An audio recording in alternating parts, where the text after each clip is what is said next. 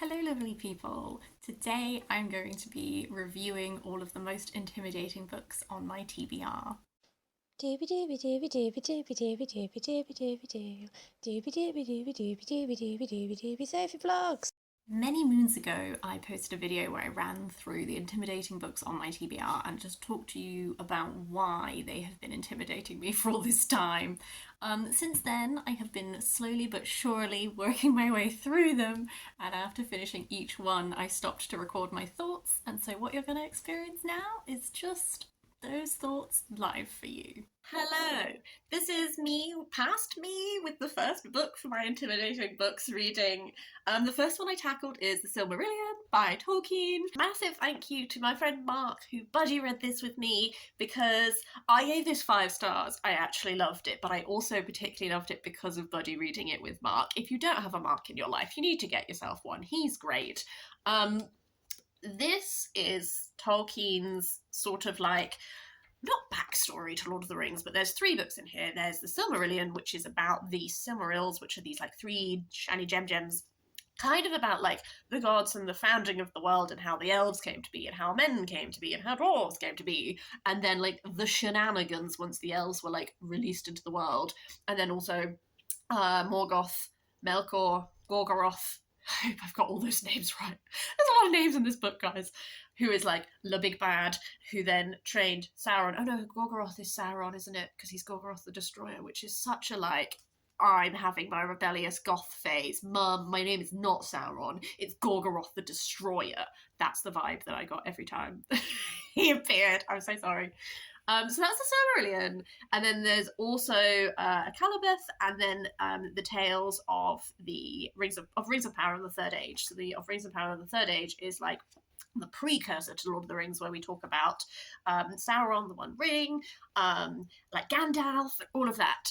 I actually did love this. It was so good. Like, definitely the writing style on this, I was afraid of. That's why it was in my intimidating reads, for sure, is that I had heard that it's very dry. As I said, my dad described it as turgid. Thanks, Dad. I was worried that it would be, you know, like the appendices in Lord of the Rings. Like, you read the Lord of the Rings and you're like, wow, Tolkien, you have some beautiful moments of writing. And then you read the appendices and you're like, this is a lot. I'm a bit bored. Didn't have that. It is definitely like a drier writing style in that I feel like it's very big picture stuff. Like, there are characters, obviously, that you spend lots of time with. I don't really come away knowing them in super depth, such as, for example, like a lot of them I couldn't really tell you what they looked like. If they are described, it's like briefly, so it didn't really stay in my mind. They're not like, you don't get insights into their inner minds, you don't get inner monologues, you don't get any sort of like inside insight, but you get to see their actions and the way that their actions tie into this greater, grander, sweeping story.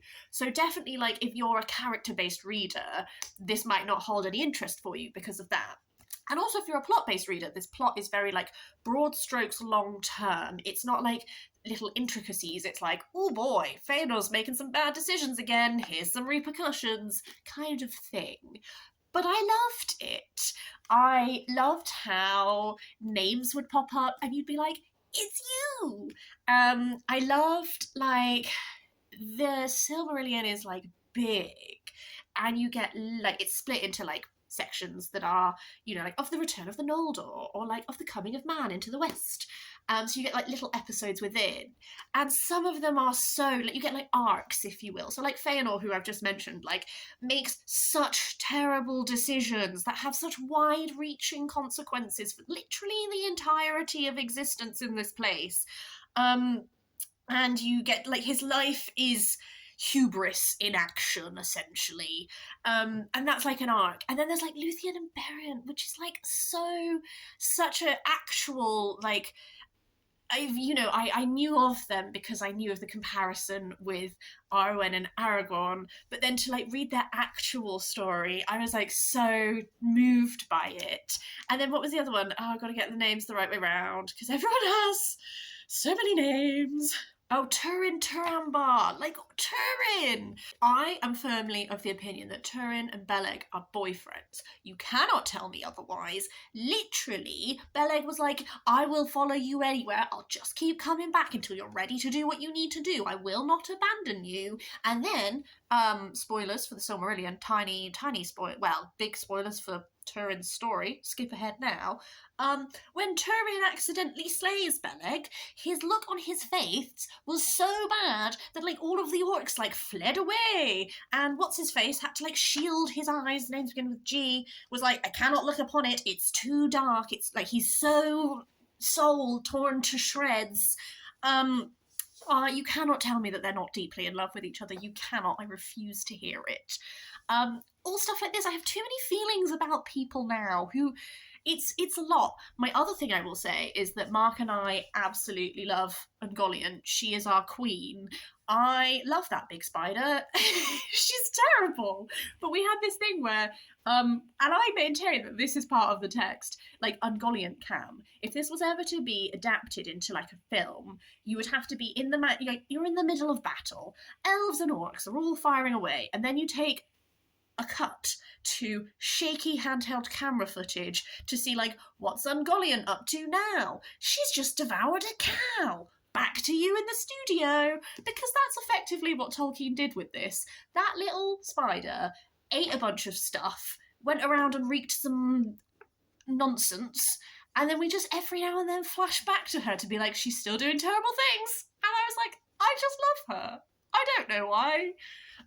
This is all to say that, like, this is in some ways like a bit of a dry book, for sure. However, I feel like there's a lot of humour in here. I feel like there is a lot of deep emotion in here when you're like, some of these stories are like tragic, some of these are like very like high emotion, all of that kind of thing. And so I'm really glad that I didn't just keep putting it off because I thought it would be inaccessible and it has this reputation and all of that. Like, I loved this. I am too in, like, look at this level of animation. Like, it's too much. So yes, I think that this will then mean that the next time I reread Lord of the Rings, I just finished my reread like at the end of 2022, so I might not reread it again for a little smidge, but I think the next time I do pick it up, there will be things in there that I'll be like, ooh, about, and that would be really exciting. And I would probably definitely reread this at some point, I think, as well. So, this project is off to a great start. Thank you, Mark, for always being a delight. If you would like some Mark in your life, by the way, not to just turn all promo for someone else's work, but Mark has created many things, such as Rich the Podcast, which is a podcast based on Richard III that is also riffing off of the true crime genre, which is great. Cream Maid, which is an all-ages queer comic about a little cat-like entity called Cream Maid who causes chaos wherever she goes. I'm in it, by the way. There's a little Sophie in it. I'll link to some stuff down below if you want to have some Mark in your life also, because would highly recommend. I've read more intimidating books. I'm going to talk about 2 books in this particular recording, and I'm going to start with Paradise Rot by Hval, which is translated by Marjam Idriss. The reason I was intimidated by this one is because I have read Hval before. I read Girls Against God, and so I knew that this would be surreal and have elements of the grotesque to it.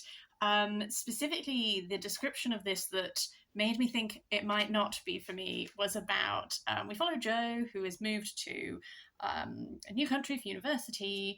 She's in a house with no walls, shared with a woman who has no boundaries, who finds her strange home coming to life in unimaginable ways. Her sensitivity and her senses become increasingly heightened and fraught as the lines between bodies and plants, dreaming and wakefulness blur and mesh.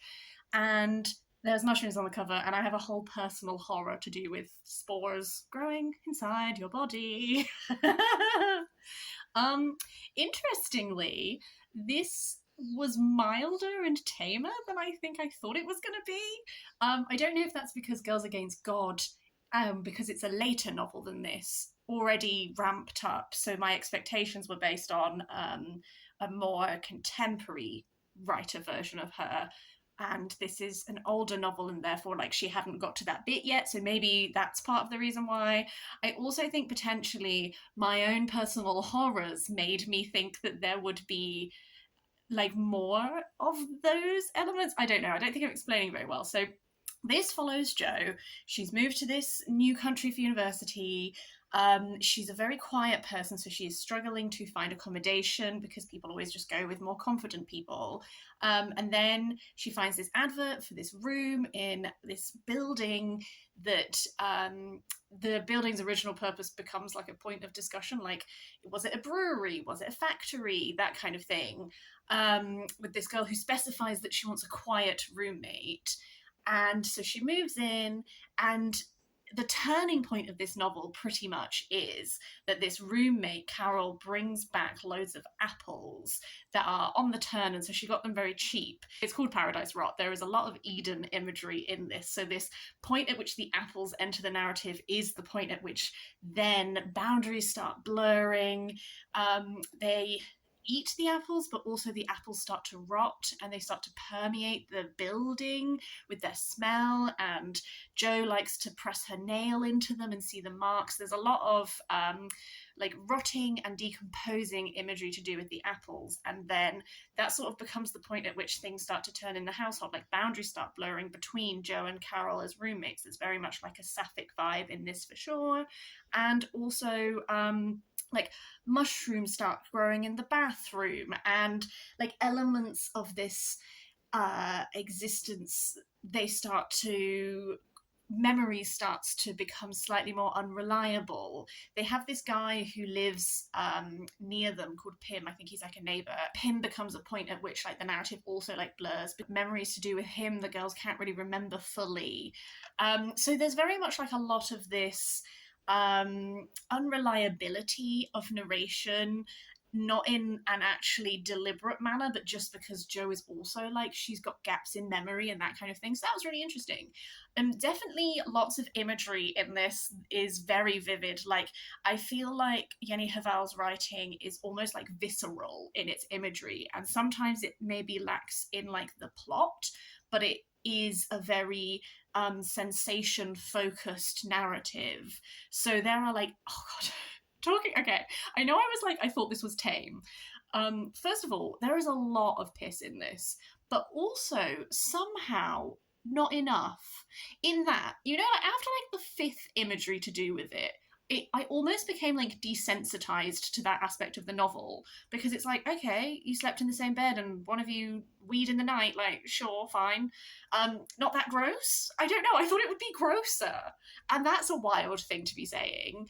I wanted more mushrooms. There was like a mushroom growing in the bathroom, and I wanted more mushrooms. I wanted mushrooms to permeate it. I kind of wanted more of my personal horrors. Like, I thought that with mushrooms so heavily and like rot so heavily tied in, like, I thought there'd be a bit more things growing out of people that shouldn't grow out of people. Like, yes, there are rotting things in your house, but they didn't really permeate the body as much as I thought there would. I thought there would be more body horror, absolutely. Saying that, there is one moment, like the one image in this book that is going to stay with me forever and haunt me in a way that I didn't know I needed to be haunted. And I'm going to describe it, and if you don't want to hear it, just skip ahead a smidge. It's to do with nails, and there's like this imagery of her nail opening like a clamshell. Well, there's this imagery to do with flowers growing like under her body, and then her nail opening like a clamshell, and there being fruit jewels underneath. And that one does stay with me, because that's sort of the type of horror that I expected, where it's like this blurring the boundaries between body and nature and becoming like a living rot, like a living spore. Like, why I find spores freaky is because mushrooms do not obey our laws of reality, and like a spore is alive but and also sentient in some ways, but not in the way of sentience that we are, and everything to do with that like blows my mind, and that's why it freaks me out a bit. And I thought that there might be a little bit more horror that would lean into my absolute terror of that, but it kind of didn't. And that was really weird for me, is I was like, god, almost wish that there was more which is strange. there's definitely a lot of Eden, Adam and Eve imagery happening for sure. Not like, it's not subtly done, it's very much like she's pointing it out to you. She's like, hey, I'm doing this thing, I'm doing this thing. But I did have some really interesting discussions with my friend Mark, who is the one who gifted me this book, about like who is the Eve figure, who is the snake figure. There's almost like blurrings of boundaries of like who fulfills these roles. There's a whole thing to do with Pym that we're like, is that real? Did that happen? So yeah, on the whole, I actually think that I enjoyed this. I feel like Yenny Hval is always going to be one of those authors where I feel like reading her work is very like evocative and visceral and that kind of thing. I never feel completely like I'm emotionally connecting with it. Like, I don't read this and be like, oh my God. I read this and I have really interesting discussions, and I think that there are like lots of interesting, ambiguous things to talk about, but it doesn't like knock my socks off. And I think that that's just because it's not wholly my jam. But I would, if you want, I would definitely recommend finding a friend like Mark who makes things more interesting when you talk to him, because I think sometimes I like when you take that time to really discuss, it really like brings to light like all the stuff I did like about this. And where I was intimidated, weirdly have come out of this and been like kind of wanted it to be more horrifying. Growth. The other book I'm going to talk about is actually my first DNF of this intimidating books round, and that's The Man in the Iron Mask by Alexandre Dumas. This version is translated by Jacqueline Rogers. I got a good, like, third of the way into this. I read Three Musketeers when I was on a train journey up to Manchester. I read the whole book like there and back. And I went to Manchester again. I went to see Mars Volta, which is my partner's favourite band. And so I planned like a Manchester trip around it. I read this one on the train because I was like, wow, circularity. And definitely being on a train made me stick with it.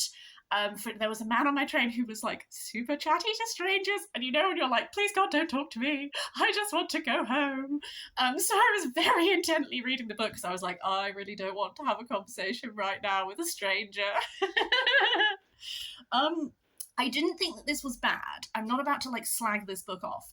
It's just why I was intimidated by this is because I didn't wholly love The Three Musketeers, and I was wondering if I'd feel the same way about The Man in the Iron Mask, and I kind of do, but for different reasons. So this is one of those ones where I think this is like the third book in the D'Artagnan romances, I believe. Essentially, there's like one very, very long book, and they often split it into smaller books. And this would be the third of those. We are following our musketeers. This one, some of my challenge is to do with characterization and how I'm supposed to feel about the characters, is I'm a bit confused about how I'm supposed to feel about some of the characters. The basic core concept of what I thought this book is about is very cool. As I sort of thought it might be, this has actually got a lot more other plot happening, and I think the other plot is where I got a bit bored, to be honest with you. So the very core idea that taps into The Man in the Iron Mask is that in real life, with Louis XVI and the Court of Versailles and all of this, there was a prisoner who was kept prisoner who wore an iron mask, whose identity is unknown and has therefore led to conspiracy theories. You know, there's people who, like, historians are pretty sure it was, but, like, there's a lot of conspiracy theories swirling around. And Alexandre Dumas, in this book, is spinning out this version that actually that prisoner is the twin of Louis XVI, who has been kept, who is the rightful heir to the throne of France, who has been kept imprisoned with this mask on so people cannot see his likeness to him.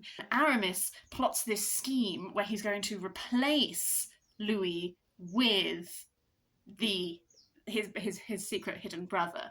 And so then there's this whole cool scheme to do with breaking this prisoner out of the conciergerie and swapping him with the king and putting the king into the conciergerie and all of this stuff. And that was super cool. Just like the machinations of it was really fun. There are lots of other plot details as well, like happening. Like these romances are very like broad in that they have loads of threads happening. I didn't super care about some of the other threads. Where I sort of fell down a bit is that I don't really understand. Aramis seems to be making some questionable decisions in this. To do specifically with me, to do with like relationships with the other musketeers, like very much putting them in situations where they're unknowingly complicit in crime and they suffer for it and all this kind of thing. Like Aramis's actions directly ruin the lives to some extent, like some of his closest friends. And I find that challenging to root for. He also just does some stupid things. For a man who is doing grand scheming to then be like, "Psst, I'm going to tell you all about my scheme. Shut your mouth, Aramis. Don't tell everyone."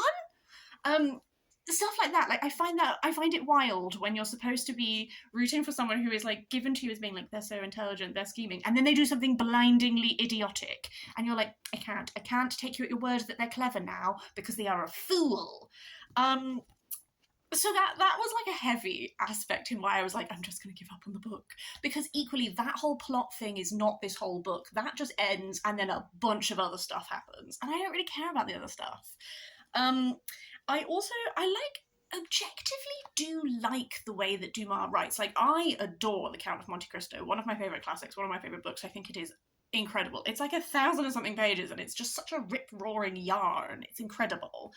And I did read the whole of The Three Musketeers. I read like a third of this. Like, I find him like not unenjoyable to read. It's just there's so much like minutia of other things that I just don't care about, that I find a bit boring. So this is one of those books where I was like, I could have read all of this, not a problem. I could have done it. But life is so short, time is so fleeting, and I can't be fucked, so I'm not going to. I will say, I have this other version of The Man in the Iron Mask. This version, I got it when in like a secondhand bookshop closing down sale because I just thought that this cover was fabulous. I love these like old style. I've got like a Little Women that's of the same type as this. It's a Dean's Classics, and I just thought it looked really cool. It was given to Penny on her 11th birthday. It's a condensed version that is very much designed for children. However, what I found interesting is that I went to look at this post DNFing that, and I realised that it doesn't start at the same place as this. So, as I mentioned about the D'Artagnan romances, that big book being split usually into like two or three. This includes a bunch of stuff that would be in the book before this bind up. And so it starts earlier, and so it gives you other things. And so then it sort of climaxes with all of the stuff to do with the Man in the Iron Mask. And then when that's done, it kind of is done. And then it gives you like a little bit at the end that's like rounding off the ends of... Because this very much is closing The Three Musketeers. Like, he makes decisions that you can't then pick it back up from, if you know what I mean. And this does include that as well. So what I think I might do, I'm gonna stop reading this. I think I might just read this sometime and then just get like the essence of the story. And I know that people are probably watching this being like, sacrilege. And that's fair. It's just, I think why there's so many and this is so few. I'm going to enjoy it. So that's, I think, what my plan is going to be. Hello again. The next book that I read from my intimidating books pile is The Lives of the Artists by Vasari, translated by George Bull. The reason I was intimidated by this is because I thought that it might be boring. It is Vasari writing in the 1500s about a lot of immensely famous artists. There were parts of this that did get a little bit dull, I will grant you that. That fear was not entirely unfounded, and I'm sure because this is a condensed version, it's still a chunky boy, but it's not the full unabridged text. I'm sure that a lot of that sort of listing element is more present if you were to read the unadulterated version. But I was pleasingly surprised by how much I enjoyed this. It was super interesting as a start point. Vasari sort of splits this into three, and the first part is artists that he would say are not like immaculate, but they set the path that later Renaissance artists followed along. So they got us essentially. Vasari does not like what he calls barbaric art, which is essentially like, or Germanic art, sometimes he refers to it as that, which is essentially Gothic architecture. He is not a fan. He is very much of the school of art that is, that the aim of art is to take what is in nature and recreate it perfectly.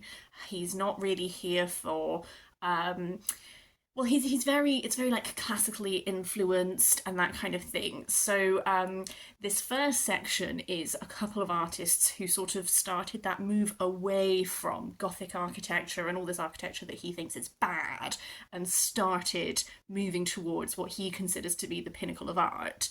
And then the second section is artists who, again, he doesn't think are perfection, but like really moved us along a lot more and helped develop things more. And then the third section is these artists that he considers to be the real greats, like Michelangelo, Titian, that kind of thing, like the real like pinnacle of what to Vasari is perfect art.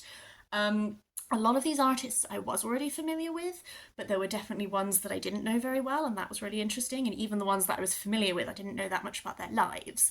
I wouldn't necessarily trust Vasari 100% on accuracy, because there were like little footnotes. Like there was this one where he rounded off someone's life by being like, he died in this year and he's buried in this place, and then the footnote was like, he died in completely different year and was buried in completely different place. So man is not necessarily fully right, but is an interesting like look from the time. I also found it strangely funny at times, in a number of different ways. First of all, sometimes Vasari is brutal about art that he doesn't like, and he's not afraid to tell you why things are bad and to be like, this stuff is terrible. He also does real like backhanded compliments. For one of the artists, he introduced it by being like, sometimes people are born and they are short and ugly, but they have the ability to make amazing artwork. Who'd have thought? And you're like, my friend, our beauty is not the same as art. Like, you don't, what? He's just like out there. My absolute favourite bit, which is literally all my Goodreads review of this, is that there was one guy who, he was doing this painting that was supposed to be animals that tie into the elements, so earth, air, fire, water. Yes. And the creature for air was supposed to be a chameleon, because apparently chameleons, they believed, lived from the air itself. But the guy who was painting it had never seen a chameleon before, so instead he painted a camel. As you do. Icon behaviour. So there were loads of moments like that, which was like Vasari either being like kind of backhanded and brutal, or just like silly nonsense from people, and I really enjoyed those. I found those a bit really funny. I also did actually really appreciate when Vasari was enthusing about art, like just as he could sometimes be a bit like brutal when he thinks stuff is bad. When he loves something, he like, just the way he talked about art was really inspiring, and it made me feel like the passion and everything. You know, there are swathes of this narrative that is just like, man describes a painting to you and says that it's good, and after a while that does get a bit repetitive. But when he's really passionate about someone, he writes about them with such like love and enthusiasm that you can really feel it, and I really enjoyed that aspect of it. I sort of read this around the same time I was reading other books that were touching on art history. So I read this at the same time I read Lote and that kind of stuff. So I was in a very like art history appreciative kind of mindset that I think really lent itself to enjoying this. So for the fourth book for this challenge, I didn't think that this was like the best thing I've ever read, and I can understand why some people don't get on with it, but I was really pleasingly surprised by my experience. The penultimate of my intimidating books that I have read is The Last Days of New Paris by China Mieville. This book is like completely chaotic and wild, but I actually kind of loved it. I definitely understand. I think my fears were in some way valid, in that I just wasn't sure like if this would be a narrative style or a focus that I would really connect to, and you're absolutely from the very first page really thrown into it. There are two timelines. One is set in 1950, where we follow Thibaut, who is a sort of lone resistance fighter who is part of this surrealist movement, and he is like stalking around the streets of this new Paris that is the Paris that has been it's post S-bomb, which is the surrealist bomb that unleashed all of these surreal creatures into the city and also warped the city itself. Like, the city itself has been altered by surrealist paintings and stuff, so everything is different. There are these manifs, which are like manifestations of surrealist paintings, but then also the Nazi regime has done a deal with the forces of hell, so there are also demons on the streets and that kind of stuff. And then there is a second timeline that is set in 1941, which, as that one goes on, it has lots and lots of very famous names in it, but it is sort of giving you the backstory on how this S-bomb came to be and how Paris came to be like this. The narrative itself is like a fairly, like a narrative that I say that I'm potentially like familiar with at its bare bones, of like what Thibaut is involved in doing in his plotline. But what I really loved was just all of this visual imagery. The manifs are like, this is a manif who appears in the story, and they are like references to very famous surrealist artworks. There is like an afterword at the end and then notes. I would say when I realised there were notes, initially I was like, oh no, I should have known that I should have been referencing these as I read. But actually I'm glad that I didn't, because there's nothing in the text that suggests to you that there are notes. But the way that the notes are written, I think potentially like is it's in a way that is being very aware of like, this is a constructed narrative, and I'm glad I read it at the end, because there were like elements to it that I think would have not like spoiled the reading experience, but I just, something about how they were written, I was like, oh no, actually I feel like these are meant to be read afterwards. I actually am going to jump off from this. I'm, as not being in this video, but in potentially my August wrap up, I'm going to read In Montparnasse by Sue Rowe, which is an introduction to the surrealist movement, because this made me, I know, you know, I know things, you know, Andre Breton and stuff like this. Like, these are not things that I'm unfamiliar with, but I would say that surrealism is not an art movement that I'm particularly rooted in, and particularly the writings. I would say that I'm not, like, I know stuff about like automatic writing and that kind of thing, but I feel like surrealism is a movement that I have awareness of because of my reading of other art movements that sort of like intersect it, but it's not really a movement that I've ever really like immersed myself in, and it's not really a movement that I've ever felt particularly connected to be honest with you. But I really enjoyed the like wild kaleidoscope of imagery that was like thrown out in this, and I liked that the surrealist principles influenced how Thibaut is able to fight back against things and stuff like that. It was a really cool aspect to it. So now I do want to learn more about the movement, just like see how I find it. Like, it doesn't have to be like a new favourite, but I think that there's a lot of interest there that I'm really excited to tap into. I also liked there is as this goes on, there is like, he meets a character who wants to write a book called The Last Days of New Paris, like documenting like this moment in time that shouldn't be forgotten. And there's like a self-awareness of construction happening, which is something that I always really enjoy, and I did in this again. I definitely think that this is not a narrative that is like, because it's so small, you know, it's not hugely fleshed out, and like definitely like the plot is quite simple, and well, not simple, but like it's very straightforward in what the plot is, and then it's all of this like extra world building that adds like all of these really cool details and stuff like this. So I can see the critiques and reviews of this that are people being like, low reviews, didn't enjoy it, felt really confused and lost and that kind of stuff. Like, I do get that. Something about this super duper worked for me, and I had a really cool time reading it. Hello again. I am here to talk about the final one of my intimidating books that I have read, and that is Moll Flanders by Daniel Defoe. I unfortunately did not love this. I think the thing is that I can appreciate what this did in the history of the novel, its impact on genre, the way that it was published originally as if it was like a true a history of someone's life, like as if it was non-fiction, and then it was only like later that it was like, actually no, it's Daniel Defoe writing some stuff. It's like the downfall of Moll Flanders, and then her eventual like saving of herself through connecting with spirituality of religion and all that kind of thing. I think one thing is that although I appreciate what this is doing in like the history of novels, I actually just found the reading experience of this quite tedious and dull. For a salacious novel where she gets married a gazillion times, engages in and breaks the law while doing, she does a bunch of thieving at one point, all of this stuff, like, this is, I think the thing is that when this is adapted, I think adaptations lean into like the raunchy aspect of all of these interactions that she has with men, and so there's this idea that this is like a very like raunchy book, and actually it's really boring. Or it was for me.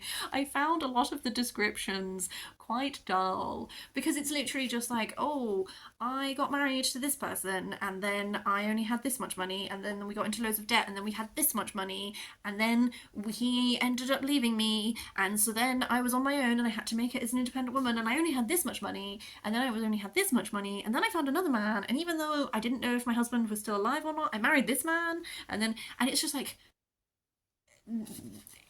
I found it so boring.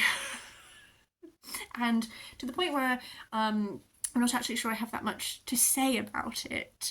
I think that this edition, I have to say, has some lovely illustrations that really helped, because I know that in the original there are no breaks, there are no chapter breaks. This one doesn't have chapter breaks, but it does have like illustrations that take up space that make it feel like a chapter break, that definitely did help like break up the text. Without that, it literally is just like solid text, unending, forever. Which also doesn't really aid the reading experience of it for me. And boy, that man loves a lead-on sentence. Like, these sentences are so long, with so many commas, joining so many clauses together, that it definitely is one that, like, the reading experience of it, I was like, oh, this is feeling like quite intense as like a book to read, while also not really narratively being interesting enough to hold my interest. So, I don't actually keep books that I don't like. They only go on the shelves if they're a hit. So I am actually going to give this away, even though I think that this is a lovely edition. I think it is beautiful. I would rather someone who actually loves this book find this in the charity shop I'm going to give it to and go home with it and be like overjoyed about that, than I keep a book that looks pretty but that actually I found deeply boring. So I am going to let this one go into the world. And it is almost like a validation. I only ended up buying this because I had eyed it up a number of times in the book barn, and then they had a closing down sale and it was only £1, so I got it. And it is a vindication that I was correct in all those times where I walked away from it without buying it, because it is not my jam. But now I know that. To draw this reading vlog to an end, I will say I think that the hit rate for these intimidating books has actually been very strong. You know, it's only really Moll Flanders and The Man in the Iron Mask that I have not enjoyed. And even then, I see merit in them. I just recognise that they are not aligned with my tastes. The other ones in this video, I've had some real highs. Silmarillion, I'm genuinely a bit obsessed. The New Paris China Mieville, that one, so interesting from like a visual standpoint. Even stuff like Vasari, I'm like, not always a thrilling text, but one that I enjoyed the process of and found unexpected gems within it. So I have to say I'm feeling very positive about having done this. I think I have tackled books that otherwise would have sat on that TBR trolley for quite some time, and I feel like I've come out of this with like net positive experience. I definitely think that some of my intimidation was valid, in that it's a sign that I know my own taste, but also I'm taking this as a reminder that like, just because a book might intimidate me, like, don't write those things off just because, or don't like leave them musting. Like, find the opportune moments when I have the time and energy to really put my brain into them, and then I will get good out of them. I just have to do it in the right times, and sometimes I won't get anything out of them, and that's totally fine. That is the life of a reader. So yes, I hope that you found this interesting. I would really love to hear. I know when I first posted this, I asked if you had any intimidating books of your own. I'd really love to hear, like, if you didn't comment on that video, like, please do feel free to let me know what your intimidating books are now. Or if you did comment on that video, have you got to any of your intimidating books? Would love to hear. As for me, I'm going to stop talking, and I will see you next time for something different. In the meantime, have a very lovely day.